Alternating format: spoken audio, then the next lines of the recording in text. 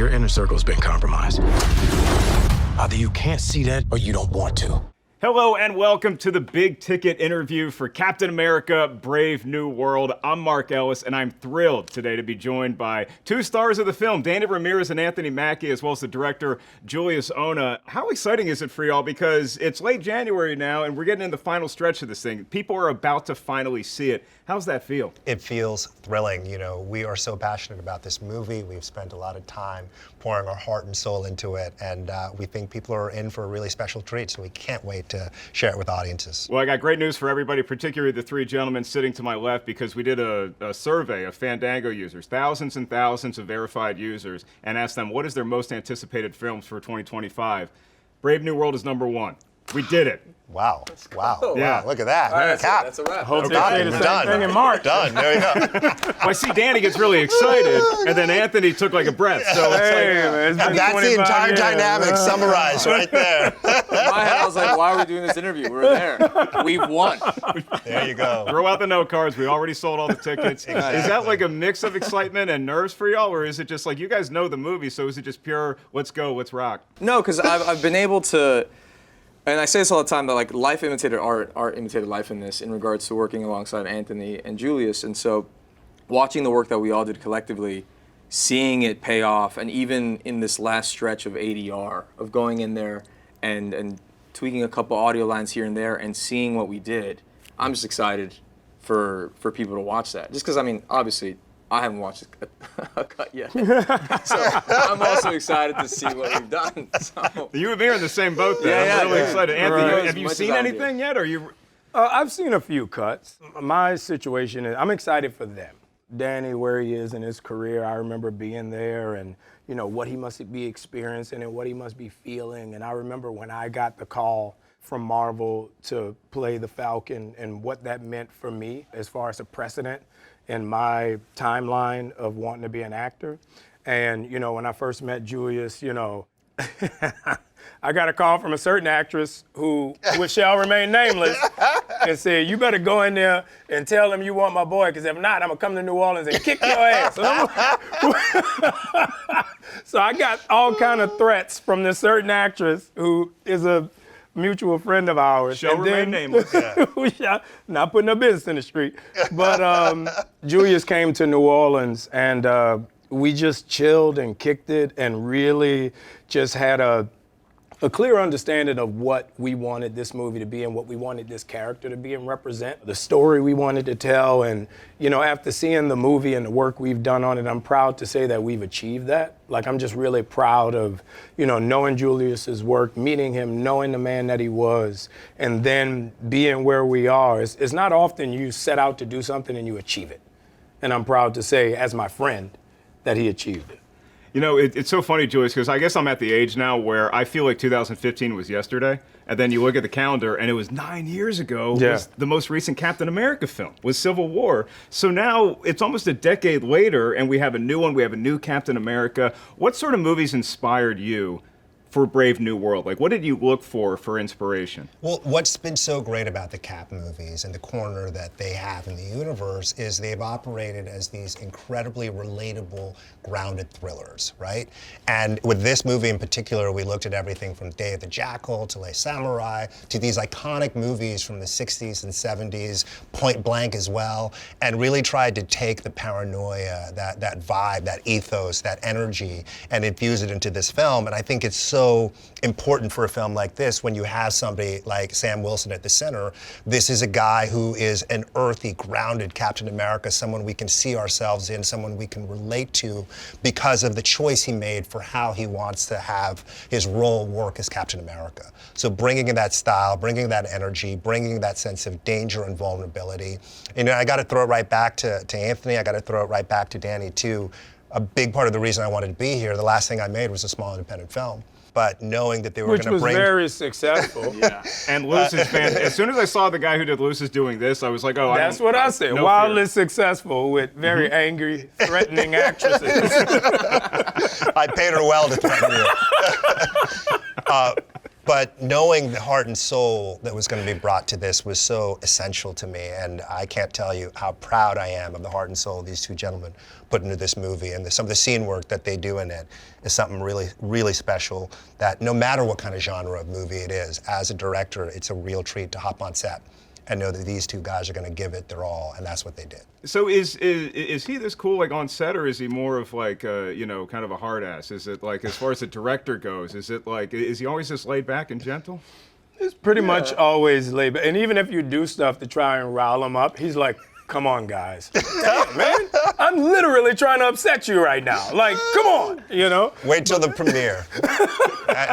I'm gonna wear a beret and an ascot. I need to kick his ass, but I need ADR too.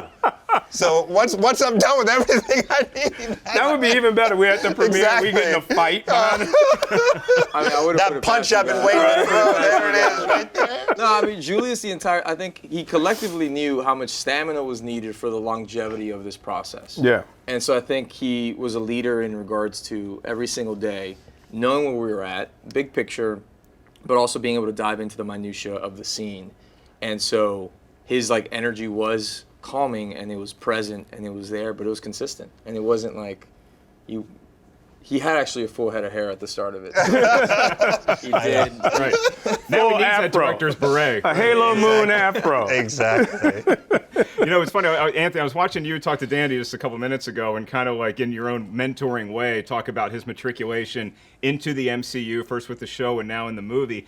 And you look at how you came into this world of the comic book film, particularly with the Marvel movies, and I look at it, it's almost like a college football player, basketball player, where your freshman year, you're not getting a lot of playing time, but you're around, and then you start to become a valued role player. Now it's your senior season, you're stepping in, you are Captain America. So what was your approach to the character going into Brave New World? With me, when I play a character, I do 3 specific things. I pick a piece of art that kind of encompasses the genre and the story and the richness and background of the character that I want to compose. I pick a song that emotionally vibes with the emotion I'm trying to capture. And then my biggest thing is I pick a food. Because everybody eats. So, it was, I went back to the beginning. Trouble Man was always something that when I first got cast in this role, the Russos was like, Trouble Man. That's it. And he was, Joe Russo was like, come up with a list of songs. And we both agreed on Trouble Man. So every day before coming to work, on my drive to work, I would listen to Marvin Gaye's Trouble Man.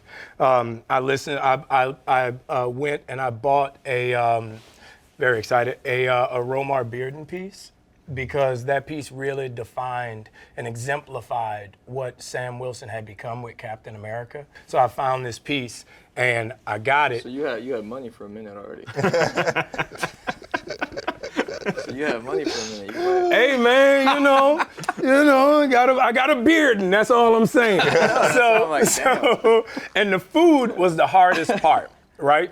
So I went to my local grocery store, and there's this old dude who had been there forever, and he makes the best boudin in the city of New Orleans, right? And I was like, bruh, I need a food. I need a special Captain America boudin. And he made me some boudin sausage. And now I have Captain America boudin, I have my beard, and I listen to Trouble Man. And that's a cottage industry right there. Captain America themed sausage. That could work. It's not the latest protein, but it's not. Captain America. No. Yeah, I wish I went to Juilliard now. They got you thinking about the food. The food, like your character, everybody has a favorite dish. Yeah. And anytime you ask somebody and they're like, oh, I don't know, you know exactly what that dish is. Like if it's your last day, your last time, your last moment, what would you eat? You know, I'm thinking about my walk, my emotional life.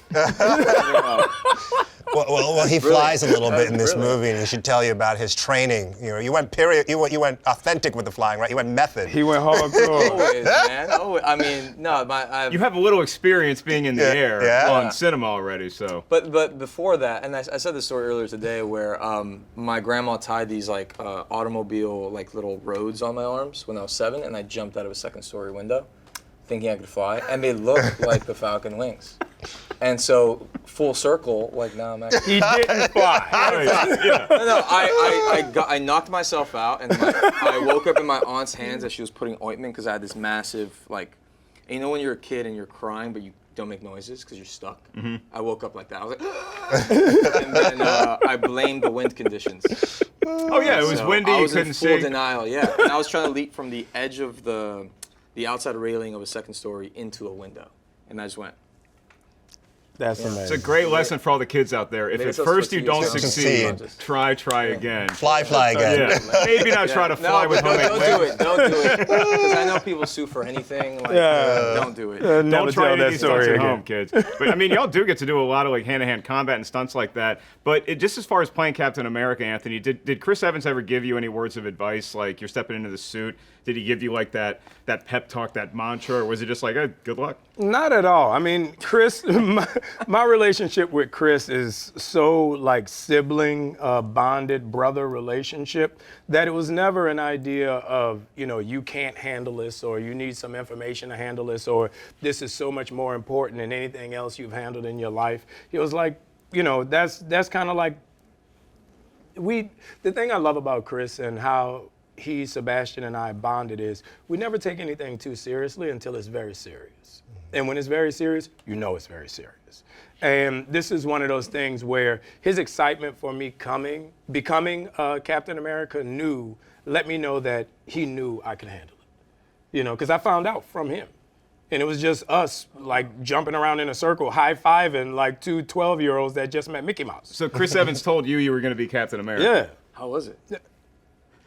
That's my question. Oh, I'm like, how was it? The movie's good, then. It went well. You did great. I haven't seen it. You've seen 3 You cuts did of good. it. You did good. You No, I was crushed it. like, set the scene. Set the scene. Were you guys having coffee? Were you having a beer? Where were you at? No, Were you it having was a cigar? bunch of us. We were shooting in Atlanta. It was a bunch of us at his house. He had this crazy house in Inman Park. So he's like, yo, come over to my house, come over to my house. So all of us go over to his house. We're sitting there watching a game, shooting. There's like paper. It's crazy. So he goes, have you read the new script? I said, no. He's like, you haven't read the? He's like, you don't know? I'm like, damn. And being black, I'm like, I'ma die. Damn. Like, they getting rid of me, man. I don't even cause no trouble. I stand in the back like I don't bother nobody, right? So he's like, come on. So we run. He had this house. In his house, he had a trap door that went to a basement that was like a man cave of all man caves, right? Whew, that could have gone dark quick. It was, when he opened the door, I was like, Chris, So we go down to the man cave and he has all of his like Marvel stuff laid out and his new script and all this stuff. And I'm like, oh, this is your prep room. Like, this is your work room, So he comes down, he gets the new script. He goes to like the last 10 pages and he goes, read it. So me, thinking they killed me off, he's just looking at me like, huh? Waiting.